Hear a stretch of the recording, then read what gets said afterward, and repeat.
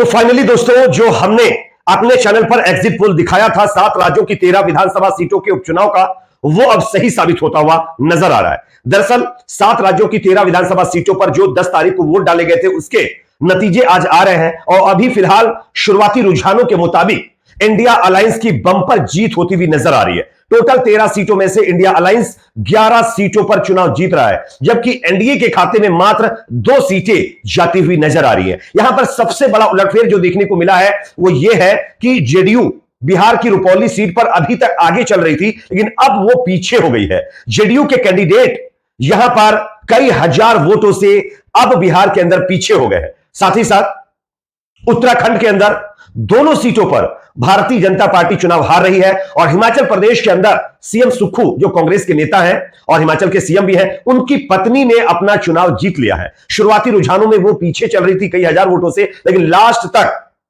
उन्होंने बढ़त बना करके बीजेपी कैंडिडेट को चुनाव हरा दिया है। आगे एक एक करके इन तमाम सीटों के आंकड़े हम आपको बताएंगे। उससे पहले अगर यह वीडियो आपको पसंद आए तो इसको शेयर जरूर करिएगा दोस्तों, और अगर आप ऑनलाइन जानकारी न्यूज को सब्सक्राइब नहीं किए तो प्लीज सब्सक्राइब करने के बाद बेल आइकन को प्रेस करना ना भूलें। सबसे पहले हम सीटों के आंकड़े बताते हैं। बंगाल की टोटल 4 विधानसभा सीटों पर उपचुनाव हुए हैं, जिसमें से यहां पर आप देख सकते हैं बंगाल के अंदर रायगंज, रानाघाट और बांगड़ा और मनीतला सीटें थी। इन चारों सीटों पर टीएमसी कैंडिडेट फिलहाल आगे चल रहे हैं, कहीं पर भी बीजेपी का खाता नहीं खुला है। 3 सीटें पिछली बार ये बीजेपी के पास थीं और तीनों की तीनों सीटें बीजेपी के हाथ से निकल गई। साथ ही साथ अगर हम दूसरे राज्य की बात करें तो हिमाचल प्रदेश टोटल 3 सीटों पर चुनाव था। हमीरपुर सीट जरूर बीजेपी के खाते में जाती हुई नजर आ रही हिमाचल की, लेकिन 2 सीटें जो है हिमाचल प्रदेश की डेहरा और नालागढ़, इन दोनों सीटों पर लगभग कांग्रेस पार्टी की जीत तय हो गई है। और यहां पर पहली सीट जो डेहरा है वो सीएम सुक्खू की पत्नी ने चुनाव जीत लिया, यहां पर बीजेपी कैंडिडेट चुनाव हार गए। इसी के साथ साथ बात करते हैं, यहां पर तमिलनाडु की एक सीट है।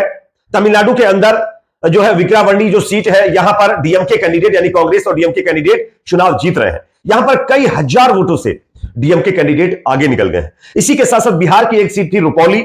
इस सीट पर शुरुआती रुझान में ऐसा लग रहा था कि बीजेपी एनडीए के खाते में सीट जाएगी, लेकिन अब खबर आ रही है यहां पर निर्दलीय उम्मीदवार जेडीयू कैंडिडेट से आगे निकल गए, वो भी कई हजार वोटों से। आगे इसके भी आंकड़े हम आपको दिखाएंगे। पहले आपको एक एक राज्य के आंकड़े दिखा देता हूं कि कहां पर कौन आगे चल रहा है। साथ ही साथ अगर मध्य प्रदेश की बात करें तो एक सीट आती है मध्य प्रदेश की, जिसका नाम है जो है अमरवाड़ा। इस सीट पर भी कांग्रेस पार्टी के कैंडिडेट अब आगे हो गए हैं, यहां पर भी बीजेपी चुनाव हार रही है। साथ ही साथ पंजाब की एक सीट थी जालंधर, इस सीट को आम आदमी पार्टी के कैंडिडेट ने जीत लिया है। कितने वोटों से, चलिए अब हम आपको बताते हैं। देखिए, सबसे पहले देहरा सीट जो कि हिमाचल प्रदेश की है, सीएम सुक्खू की पत्नी ने इस सीट को लगभग 10,000 के करीब वोटों से जीत लिया है। साथ ही साथ अगर हम बात करें यहां पर पंजाब के जालंधर सीट की, तो पंजाब के जालंधर सीट के ऊपर आम आदमी पार्टी के कैंडिडेट जो है मोहिंदर सिंह, उन्होंने 37,000 से ज्यादा वोटों से इस चुनाव को जीता है। इसके बाद मध्य प्रदेश की अमरवाड़ा जो सीट है, इस सीट पर एक बहुत बड़ा उलटफेर हुआ है। शुरुआती रुझानों में बीजेपी यहां पर आगे चल रही थी, लेकिन अब जब 12 राउंड की काउंटिंग हो चुकी है, तब 7,500 से ज्यादा वोटों पर यानी वोटों के साथ कांग्रेस पार्टी के उम्मीदवार आगे निकल गए। यह अपने आप में बहुत बड़ा उलटफेर है दोस्तों। इसी के साथ साथ आपको बता दें कि यहां पर बंगाल की 4 सीटें टीएमसी के खाते में, हिमाचल की 2 सीटें कांग्रेस के, 1 बीजेपी के खाते में, उत्तराखंड की 2 सीटों पर कांग्रेस आगे चल रही है। यहां पर कांग्रेस उम्मीदवार उत्तराखंड की दोनों सीटों पर 5,000 से ज्यादा वोटों से आगे चल रहे हैं। उत्तराखंड की पहली सीट जो है वो मैंगलोर, जहां पर जो हाजी साहब निजामुद्दीन साहब मैदान में थे, वो 5,000 से ज्यादा वोटों से आगे चल रहे हैं। दूसरी जो सीट है वो यहां पर आती है